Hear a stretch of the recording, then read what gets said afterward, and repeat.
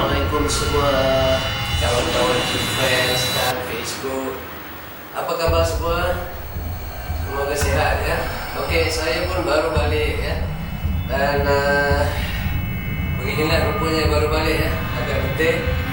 Okey, seperti mana yang dijanjikan, kita sambung kisah Liana ya, bahagian kedua, di mana Liana ni seorang staf ataupun pekerja di sebuah resort di Pulau Langkawi ya. Dia telah berhenti kerja kerana tak tahan diganggu ya. Ada 5 hingga 6 gangguan yang dia terima ya. Dan yang kelima atau keenam tu ya, saya kurang pasti. Dia membuat keputusan untuk berhenti kerja ya. Kenapa? Kerana dia sendiri telah melihat lembaga tu tadi ya. Okey, jadi ni cerita dia. Lembaga tadi tu memang ada di dalam bilik tu lah ya, bilik sekian-sekian nombor. Dan mengikut cerita Liana, bilik tu jarang disewakan kepada orang ramai yang ingin menginap di situ lah ya. Mungkin pihak pengurusan hotel tu tahu ya, pihak pengurusan resort dan chalet tu tahu mungkin ada sesuatu yang tak benar ya, tapi tidak ada sesuatu yang dibuat lah ya. Dan kebetulan Liana malam tu dia kena buat housekeeping di bilik tu lah. Maknanya ada orang check out lambat, so dia kena kemas katil, cuci bilik air, mop lah, ni apa, vacuum kapet lah, lantai ya. Dan ketika dia sedang vacuum itu memang awal kemudian dalam waktu 1 pagi ya,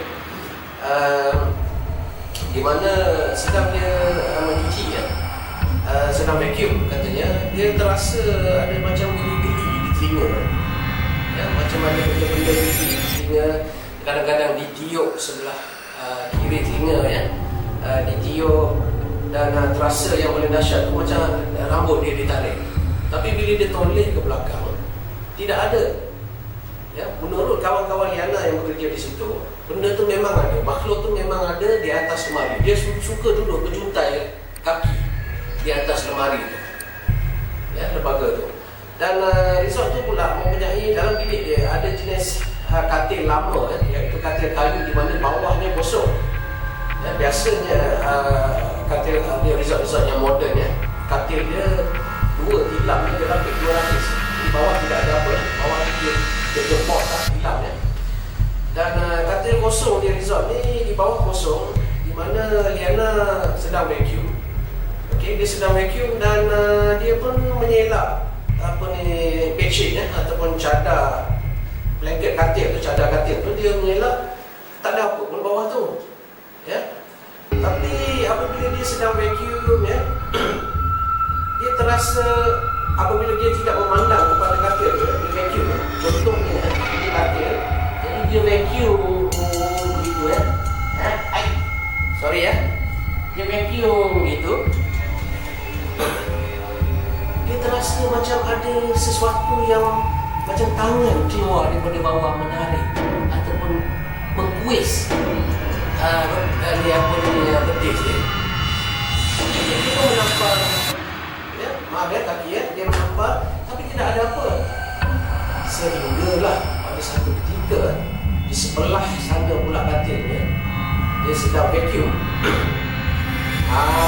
Dia ternampak sesuatu yang berbulu ya di bawah katil, dan bulu tu terkeluar pada katil. Saya sendiri seram bila dia berceritakan ya. Dan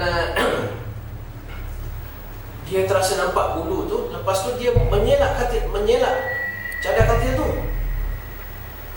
Maka dia ternampak ya, satu lembaga bulat besar sedang mengiring di bawah katil tu. Apalagi Liana terus menjerit, lari menghala ke pintu. Okey, dan nak buka pintu dan memanggil tak tahu siapa di situ ya. Saya tidak kenalkan dengan cerita tingkat berapa, bilik nombor berapa ya. Menjerit dan sehinggalah ya orang hotel tu ada datang dan menenteramkan Liana lah ya. Tetapi menurut kisah cerita Liana, memang kaki dia atau betis dia berbekas selepas dia dikuis ataupun ditarik, dicubitkan. Mungkin masuk cubit pun.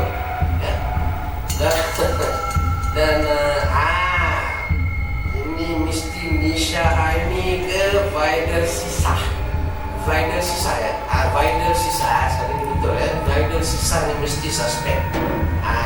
Bila Ismail dia tak takut hantu takut dengan dia. Jadi itulah sedikit nama kawan-kawan yang G+, Izani Muhammad, kalau saya lupa nak sebut, begitulah kisahnya yang membuatkan Liana berhenti selepas melihat makhluk mengiring kita mengiring berbulu di bawah katil, dan setelah dia dicuit ataupun dicubit, bayangkan tangan tu keluar daripada bawah katil. Itulah cerita dia. Jadi berakhirlah episod ataupun cerita bahagian kedua tentang Liana ni lah, dan insyaAllah saya akan menceritakan pengalaman saya sendiri di sebuah pulau, tapi di selatan tanah air, apabila saya membawa satu rombongan di sana. Di situ yang cerita ni memang ngeri kisah seorang makcik tiba-tiba kelihatan sedang menyapu di restoran resort. Padahal restoran tu pukul 11, pukul 10 dah tutup dah. Siapakah makcik yang menyapu di resort tu? Itu nanti saya akan ceritakan. Malahan makcik tu apabila ditegur, diberi salam, malahan menilai. Itu saya sendiri yang dengar. Itu pengalaman saya dan beberapa beberapa orang yang duduk di campfire ketika itu di tepi laut. Okey, so itu nanti saya akan cerita. Itu bonus pengalaman saya semasa membawa rombongan pelancong. So ada siapa-siapa yang nak pergi melancong, nak dengar cerita yang seram, kontak saya. Telefon nombor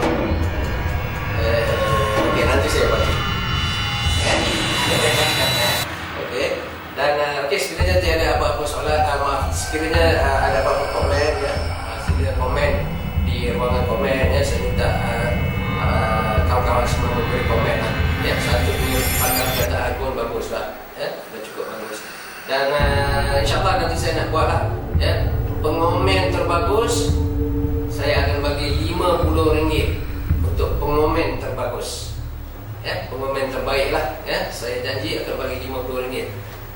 Okey, untuk pengomen terbagus. Okey. Dan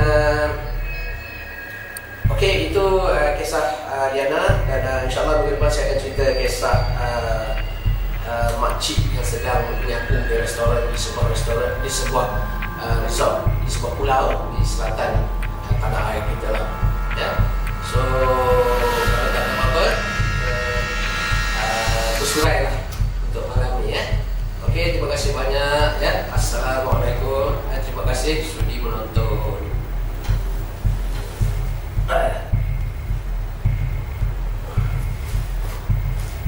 Hantu Cina.